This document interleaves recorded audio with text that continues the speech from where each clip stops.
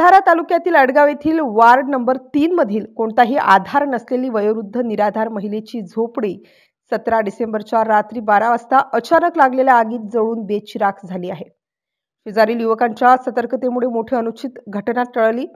आठवडी बाजार लगतच्या वस्तीतील 74 वर्षाच्या निराधार असलेल्या पद्माबाई कृष्णराव पांडे ह्या एकट्याच आपल्या झोपडीत राहतात। आता त्यांचे घरकुल मंजूर झालेले आहे। 17 डिसेंबरच्या रात्री 12 वाजेनंतर त्यांच्या झोपडीला अचानक आग लागली। आजूबाजूला राहणारे शेजारी यांच्या ही बाब लक्षात येताच ती आग विझवण्यासाठी धावून ते आले।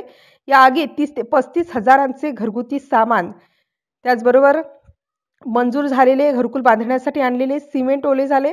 तसेच घरकुल बांधण्यासाठी मुलीकडून आणलेली 25,000 रुपयांची रोख रक्कम असे एकूण 75 हजारांचे नुकसान झाल्याची माहिती या म्हातारीने दिली आहे।